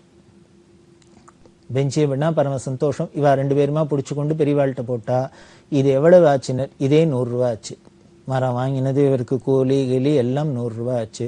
பெரியவாளுக்கு ராவோட ராவா ஒரு பெஞ்சியை பண்ணி கொண்டு அர்ப்பணம் பண்ணியாச்சு. மறுநாளைக்கு காலங்கார்த்தால இவா கிளம்பி வரப்போறா. பெரியவா விடிய சிவராத்திரி மாதிரி முழிச்சுந்தியாக்கும் பெஞ்சு பண்ணணுங்கிறதுக்காக அப்படின்னு பண்ணி அனுகிரகம் பண்ணி இவாளுக்கு பிரசாதத்தை கொடுத்து அனுப்பிச்சா. இப்படி 1 தரமாச்சு, 2 தரமாச்சு, 3 தரமாச்சு, 4 தரமாச்சு. திருப்பி இவர் என்ன கைங்கரியம் பண்ணினாலும், இவராகவே பண்ணினாலும் 100 ரூபாயாவே இருக்கு, பெரியவாளாவே கேட்டு இதானம் பண்ணிட்டாலும் 100 ரூபாயாவே இருக்கு அப்படின்னு அவருக்கு பரம சந்தோஷமா இருக்கும். இந்த 100க்கும் ஏதோ பெரியவாளுக்கும் நமக்கும் ஏதோ சம்பந்தம் இருக்கு போல இருக்கு, இப்படி 100 ரூபாயிலேயே அனுகிரகம் இருக்கே அப்படின்னு. இப்படி பல நிகழ்ச்சிகள் இப்படி இருக்கிறதே பெரியவானம்னா. காளஹஸ்தியில் ஒரு தரம் வேதா சதஸ் நடந்துட்டு இருக்கிறதே, ஆகம சில்ப சதஸ். பெரியவா அவர்கிட்ட உங்க வாசன் நீ கூப்பிட்டாக்க இங்கே வருவரோ அப்படின்னு. எஸ் வாசன் பெரிய பொசிஷன்ல இருக்கிறவர். இவர் பெரியவா சொன்னாலேன்ட்டு கேட்டாக்க என்ன சொல்ல முடியும், வருவரா மாட்டாருன்னு நமக்கு என்ன தெரியும், போய் வேணா சொல்லி பார்க்கலாம். உடனே இவர் மெட்ராஸ்க்கு வந்தார். வாசன்ட்ட சொன்னார், பெரியவா அவங்கள வர முடியுமான்னு கேட்குறா, எப்போ சௌரியப்பட்டதோ வரச்சொல்ற அப்படின்னா. வாசனுக்கு ஒரே சர்ப்ரைஸ், பெரியவா நம்மளை கூப்பிட்டு அனுப்புறாளே எதுக்கு வரச்சோன்னா. உடனே ஒன்று தெரிஞ்சுக்கோ, பெரியவா உத்தரவு வருது, ஏன் சௌரியம்லாம் இல்லை, பெரியவா சொல்லிட்டாள்னா உடனே பண்ணிட வேண்டியது அந்த காரியத்தை. பெரியவாளுக்கு எப்போ சௌரியம்னு கேளு, அப்போ நான் வரேன் அப்படின்னு. உடனே என்ன பண்ண, நீ இப்பயே கிளம்பி திருப்பி போ, பெரியவாள்கிட்ட போ, பெரியவாள்கிட்ட கேளு, எப்போ நான் வந்தால் பெரியவா உத்தரவு பண்ணுறாளோ அப்போ வரேன்னு சொல்லு, நான் ரெடியாக இருக்கேன், நீ அங்கே போயிட்டு எப்போ என்ன வர சொல்கிறான்னு பெரியவா அங்கேருந்து ஃபோன் பண்ணி நான் உடனே கிளம்பி வரேன்னு. இவர் போய் பெரியவாள்கிட்ட கேட்டால் நாளைக்கு சாயந்தரம் 4 மணிக்கு வர சொல்லு அப்படின்ட்டா. இதே மாதிரியே வாசன் மறுநாளைக்கு சாயந்தரம் 4 மணிக்கு வந்தார். பெரியவா அவர்கிட்ட பல விஷயங்கள் பேசியிருந்தா. தனியா பரணிதரன் கண்ணன் எல்லாரையும் அந்தண்ட போய் சொல்லிட்டா. போயிட்டு பெரியவா அவரோட பல விஷயங்கள் பேசியிருந்திருக்கா. அது என்ன பேசினா எது ஒன்றும் தெரியாது. கடைசியில அந்த பேச்சு முடிகிற சமயத்துல என்ன பண்ணா, பரணிதர கிட்டக்க வான்னு கூப்பிட்டா. இவர் கிட்டக்க போறதே பெரியவா பரணிதன்ட்ட சொல்லிட்டு இருக்கார், வாசன்ட்ட சொல்லிருக்கு. வாசன் பெரியவாள்கிட்ட சொல்லிட்டு இருக்கார், பெரியவா என்ன சொல்றாலோ பண்றதுக்கு காத்துருக்கேன், உத்தரவு பண்ணணும் அப்படிங்கிற. உடனே பெரியவா அவர்கிட்ட சொல்றா, எல்லாம் எனக்கு என்ன வேணும்னு இவனுக்கு தெரியும், இவனை கேட்டுக்கோ, அவன் என்ன சொல்றானோ அதை எனக்கு பண்ணு அப்படின்னா ஏந்துனுட்டா. பக்கத்துல கோவில், அந்த கோவில் இந்த கல்வெட்டுலாம் அழிச்சுன்னு போய் வாசனை காமிச்சு எல்லாம் பண்ணி உத்தரவு கொடுத்து அனுப்பிச்சாச்சு. இவர் மறுநாளைக்கு வீட்டுக்கு வந்தாச்சு. வீட்டுக்கு வந்தோடனே பரணிதரனை கூப்பிட்டார். கூப்பிட்டு, பெரியவா உங்ககிட்ட கேட்டுக்குச்சுன்னா, பெரியவா என்ன என்கிட்ட எதிர்பார்க்கறா, என்ன வேணும்னு தெரியல, பண்ணுன்னு சொல்லியிருக்கா. அதனால நீ உனக்கே தான் தெரியும், எனக்கு என்ன வேணும்னு இவனுக்கு தெரியும், இவன் என்ன சொல்றானோ அந்த பண்ணுன்னு சொல்லியிருக்கா. நீ சொல்லு, பெரியவாளுக்கு என்ன வேணும் இப்ப தேவை, நான் என்ன பண்ணணும்னு சொல்லு அப்படின்னு. இது பரணிதனுக்கு தர்ம சங்கடமா இருந்தது. பெரியவா என்ன மனசுல வச்சுட்டு அவர்கிட்ட எதிர்பார்த்தா கேட்கறான்னு தெரியல. வர சொல்லி நம்ம தலையில பொறுப்பை கட்டிட்டா, நாம சொல்றது சரியா இருக்குமா, கூட இருக்குமா, குறைச்சு இருக்குமா, என்ன ஏதுன்னு புரியாது அப்படின்ட்டு அவர் என்ன பண்ணார், பெரியவா ஏன் என்கிட்ட இப்படி சொல்றான்னு தெரியல, எனக்கு பெரியவாளுக்கு என்ன வேணும் என்ன எதிர்பார்க்கணும்னு தெரியலன்னா வாசன் சிரிச்சுட்டே சொன்னார், என்னைய அது பெரியவாளான்னா உன்னை கேட்டுக்கோ, நீ சொல்றத பண்ணுங்கிற, நீ நானா எனக்கு தெரியாது பெரியவாளை தான் கேட்கணுங்கிற, இப்ப நான் என்னதான் பண்றது, அதனால ஒண்ணு பண்ணு, திருப்பி பெரியவாள்கிட்டயே போ, அவள்கிட்ட நீனே விவரமா கேளு, என்ன சொல்றாளோ அதை பண்றேன் அப்படின்னு. உடனே பழையபடி திருப்பி பெரியவாள்கிட்ட போனேன். பெரியவாள்கிட்ட போய் வாசன் கேட்குற என்ன பண்ணணும்னு கேட்குறார். நீ தான் சொல்ல, நான் தானே சொன்னேன் அவர்கிட்ட, உனக்கு தெரியும் எனக்கு என்ன வேணும்னு, அதனால நீ சொல்றத பண்ணுன்னு தானே சொன்னேன். அவர் சொன்னார், எனக்கு இது தர்ம சங்கடமா இருக்கு, நான் என்னத்தை சொல்றது, சொன்னா கூட இருக்குமா குறைச்சிருக்குமா, எது வேணும் எது வேண்டாம்னு எனக்கு தெரியல, எனக்கு ஒன்றும் தோணலைன்னு. உனக்கு ஒண்ணுமே தோணலையா, தோணலைன்னு. அப்ப நீ ஒண்ணு பண்ணு, மேனேஜர்கிட்ட போ, இந்த தர்ம பிரச்சாரத்துக்காக அங்கங்க சின்ன சின்னதா ஸ்லோகங்கள் இது மாதிரிலாம் போட்டு எல்லாருக்கும் நாம போல போஸ்ட்லாம் அனுப்பிச்சு விநியோகம் பண்ணிட்டு இருக்கோம், இதுக்கெல்லாம் போஸ்டேஜ் என்ன செலவாகுதுன்னு போய் கேட்டுண்டு வா அப்படின்னு. இவர் உடனே பரணிதன் போய் கேட்குற மடத்துல ஆஃபீஸில் கேட்குற, அவா எல்லாம் பார்த்துட்டு ஒரு மாதத்துக்கு தோராயமாக 100 ரூபா செலவாகும் அப்படின்னு.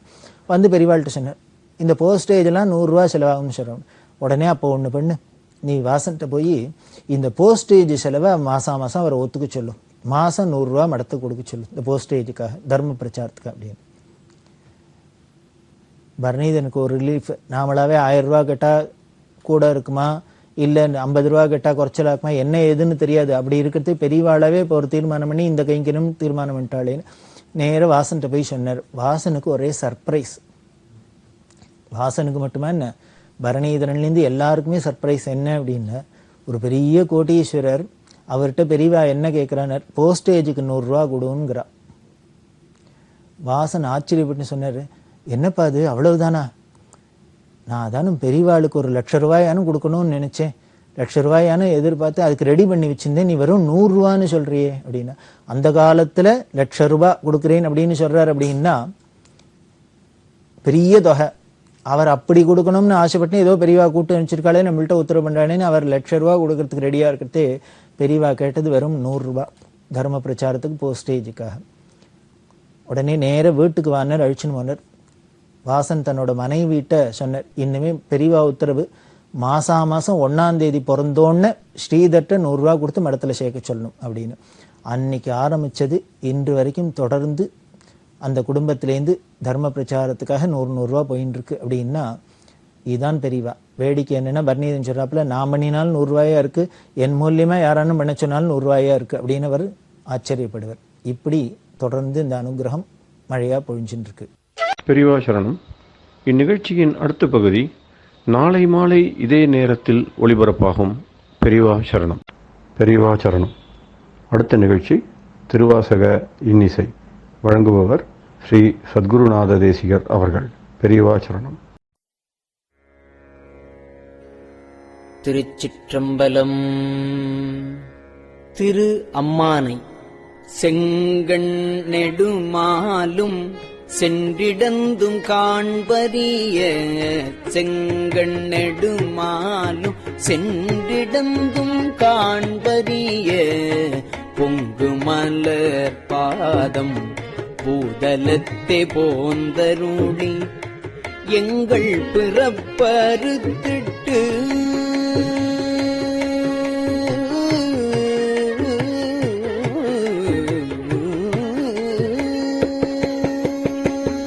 எங்கள் பிறப்பு அறுத்திட்டு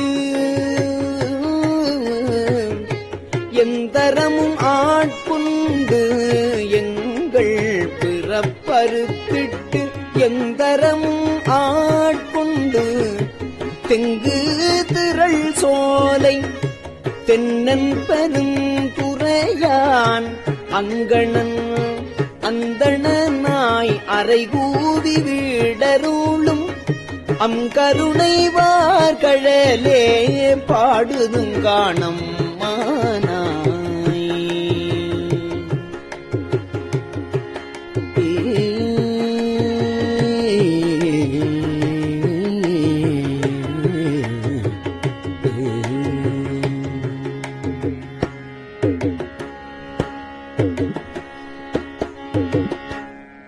பாரார் விசும்புள்ளார் பாதாளத்தார் புறத்தார் பாரார் விசும்புள்ளார் பாதாளத்தார் புறத்தார் ஆராலும் காண்டற்கு அறியான் எமக்களிய ஆராலும் காண்டற்கு அறியான் எமக்களிய பேராளன் தென்னன் பெருந்துரையான் பிச்சேற்றி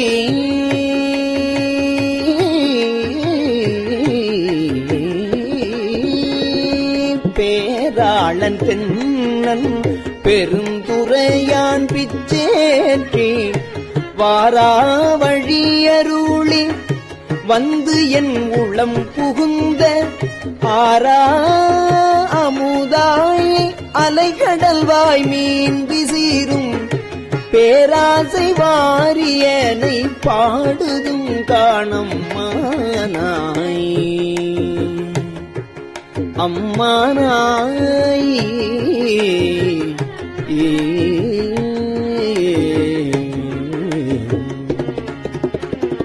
இந்திரனும் மாலையனும் ஏனோருவானோரும் அந்தரமே நிற்க சிவன் அவனி வந்தருளி எந்தரமும் ஆட்கொண்டு தோட்கொண்ட நீற்றனாய் எந்தரமும் ஆட்கொண்டு தோள்கொண்ட நீற்றனாய் சிந்தனையை வந்துருக்கும் சீரார் பெருந்துரையான் பந்தம் பரிய பரிமேற்கொண்டான் தந்த அந்தமிலானந்தம் பாடுதும் காணம் மானாய்.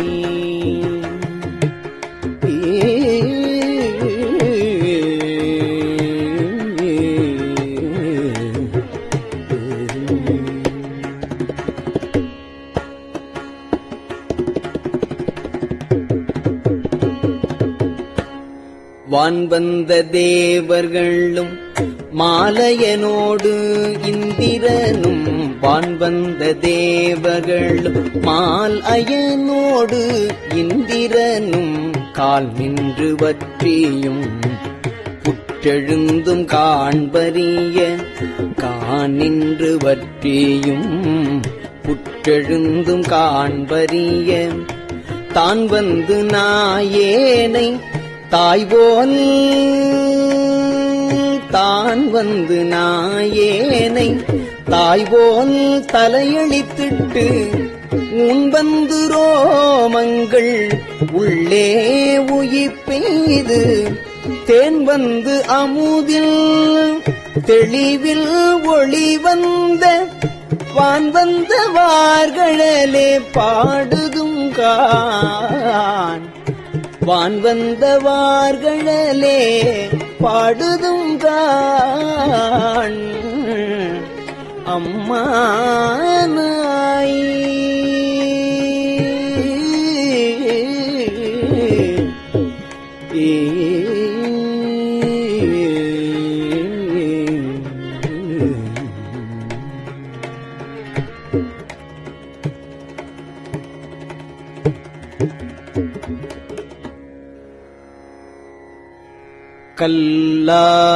கல்லாமனத்து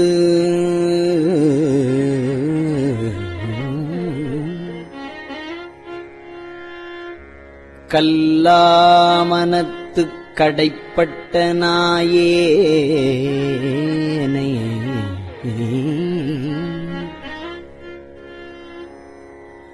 வல்லாளன் தென்னன் பெருந்துறையான்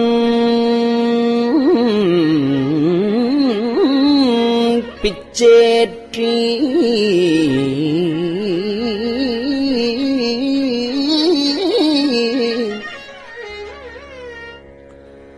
கல்லை பிசைந்து கனியாக்கி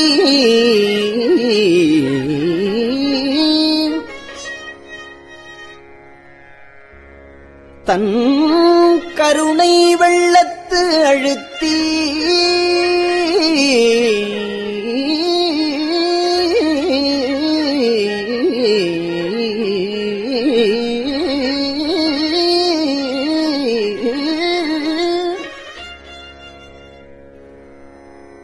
வினை கடிந்த வேதியனை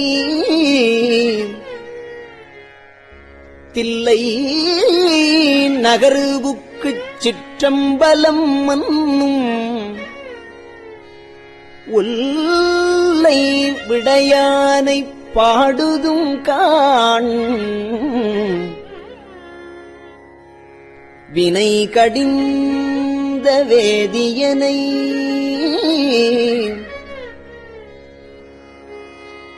தில்லை நகருவுக்குச் சிற்றம்பலம் மன்னு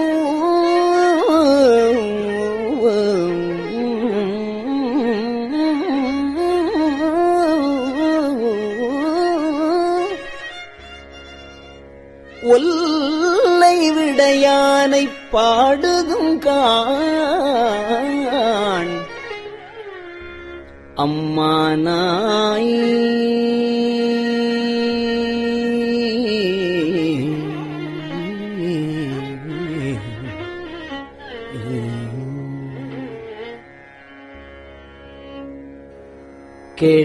கேட்டாயோ தோழி கிரி செய்தவாறு ஒருவன்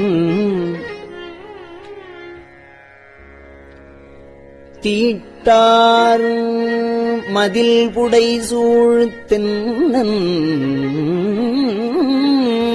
பெருந்துறையான்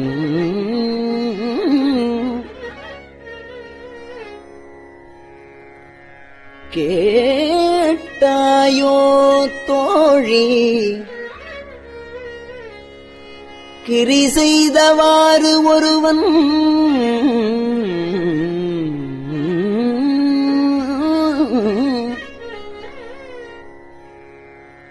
தீட்டார் மதில் புடை சூழ்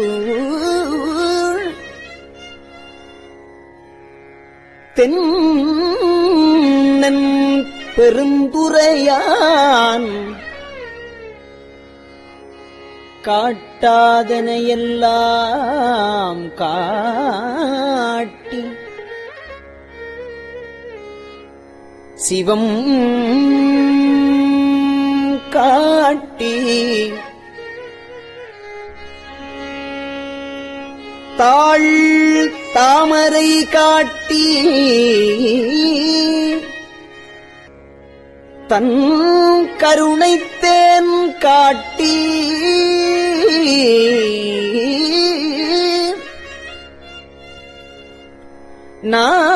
நாட்டார் நகை செய்ய நாம் மேலை வீடு எய்த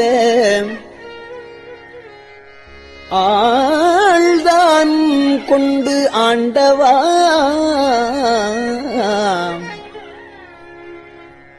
பாடுதும் காண் அம்மானாய்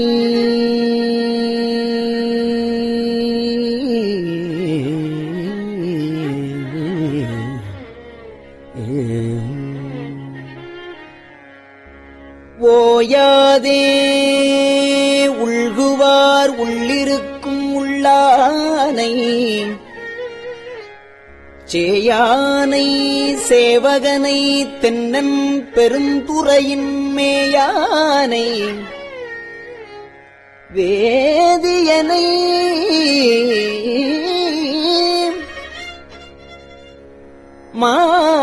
மாதிருக்கும் பாதியனை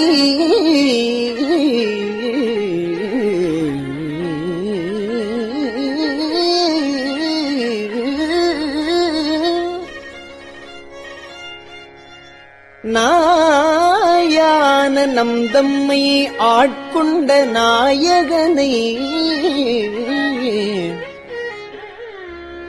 தாயான தத்துவனை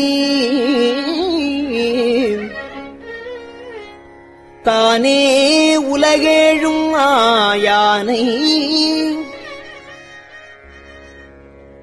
உலகு ஏழும் ஆயானை ஆழ்வானைப் பாடுதும் காண்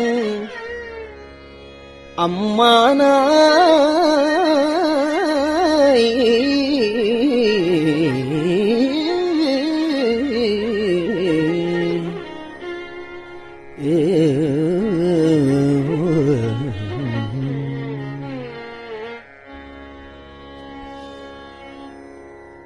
பண் சுமந்த பாடல் பரிசு படைத்தருளும் பண் சுமந்த பாடல் பரிசு படைத்தருளும் பண் சுமந்த பாடல் பரிசு படைத்தருளும் பெண் சுமந்த பாகத்தன் பெம்மான் பண் சுமந்த பாடல் பரிசு படைத்தருளும் பெண் சுமந்த பாகத்தன் பெம்மான் பெருந்துறையான் பெண் சுமந்த கீர்த்தி வியன் மண்டலத்து ஈசன் பெண் சுமந்த கீர்த்தி வியன் மண்டலத்து ஈசன் கண் சுமந்த நெற்றி கடவுள்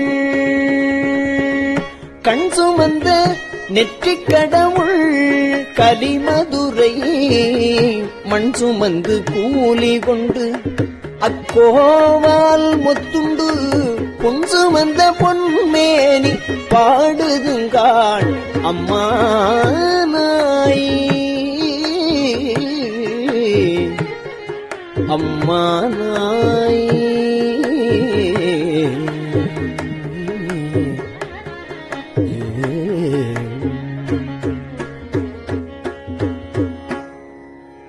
துண்டப்பிறையான் மறையான் பெருந்துறையான்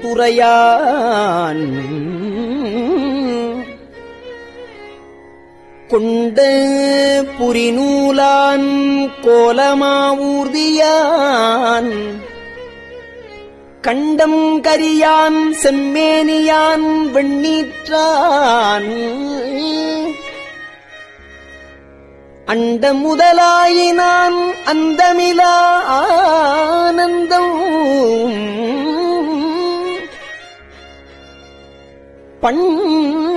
பண்டை பரிசே பழடியார்க்கு ஈந்தருளும் அண்டம் வியப்புருமா பாடுதும் காண் அம்மானாய்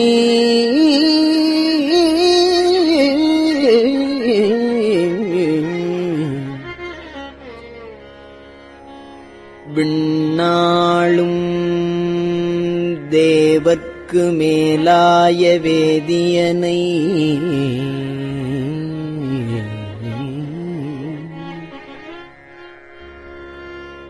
மண்ணாளும் மன்னவர்க்கு மாண்பாகி நின்றானை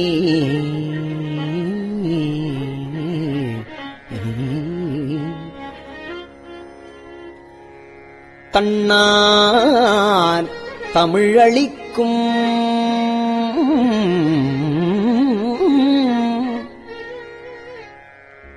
தன் பாண்டி நாட்டானை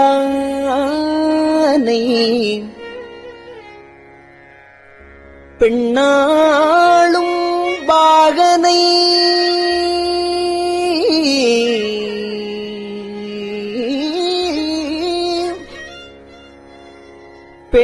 பேணு பெருந்துறையில்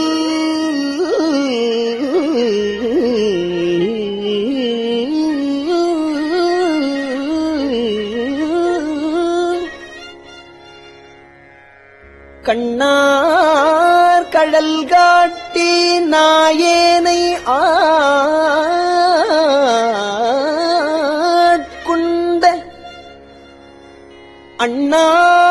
அண்ணாமலையானை நாயேனை ஆட்கொண்ட அண்ணாமலையானை பாடுதுங்கான்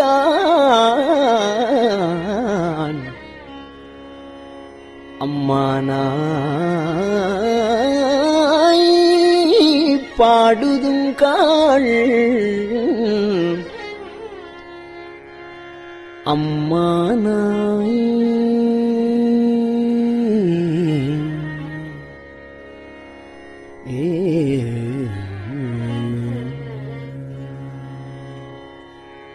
திருச்சிற்றம்பலம். பெரியவா சரணம். இந்நிகழ்ச்சியின் அடுத்த பகுதி நாளை மாலை இதே நேரத்தில் ஒளிபரப்பாகும். பெரியவா சரணம். பெரியவா சரணம். பெரியவா வானொலியின் இன்றைய நிகழ்ச்சிகளின் நிறைவாக திருப்பொன்னூசல் வழங்குபவர் சத்குருநாத தேசிகர் அவர்கள். பெரியவா சரணம். திருச்சிற்றம்பலம். திருப்பொன்னூசல்.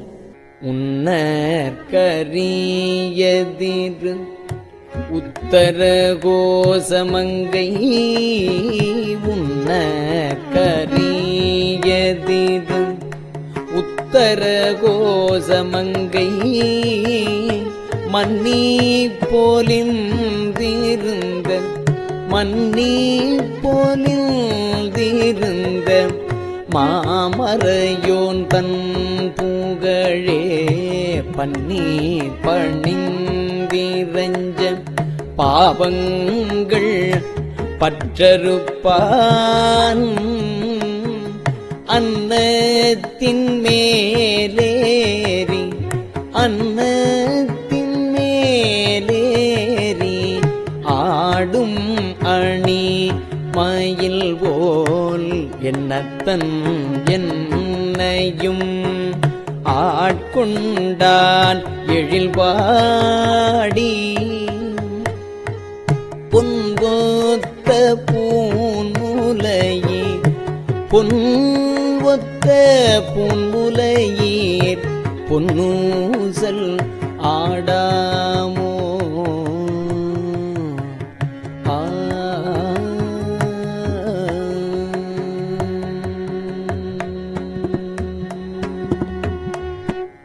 திருச்சிற்றம்பலம். கஞ்சிவய காமாட்சி தன் குழந்தாய் சங்கரரே கஞ்சிவய காமாட்சி தன் குழந்தாய் சங்கரரே குரு சந்திரசேகரரே உறங்கினுவீர்காலே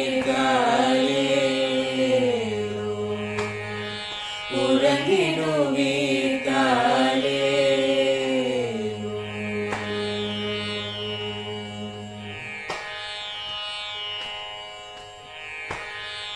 ஆதிகுரு சங்கரராய் அன்றொரு நாள் வந்த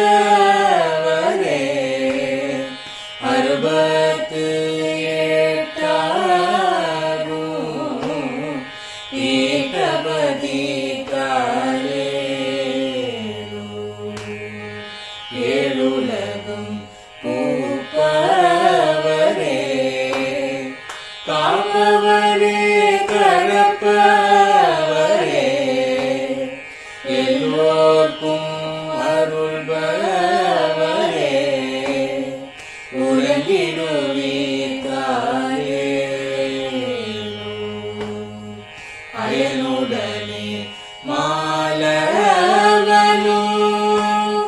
தேடிய பொற்பதத்தவரே அருமறைகள் சாற்றும் முயல் மலர்பதமே காலே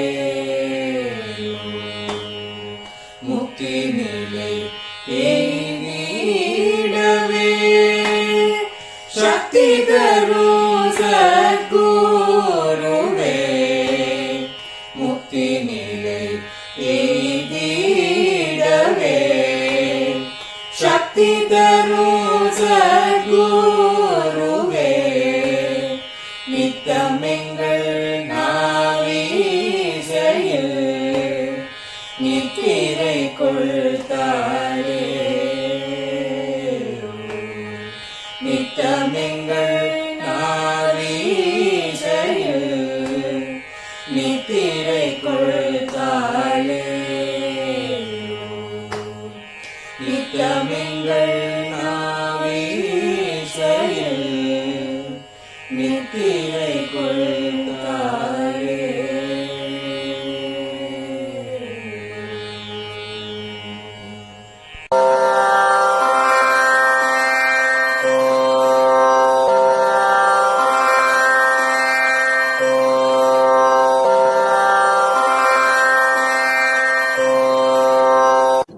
பெரியவாசரணம். பெரியவா வானொலியின் மாலை நிகழ்ச்சிகள் இத்துடன் நிறைவடைகின்றன. எமது அடுத்த ஒளிபரப்பு நாளை காலை இந்திய நேரப்படி 6 மணிக்கு துவங்கும். பெரியவாசரணம்.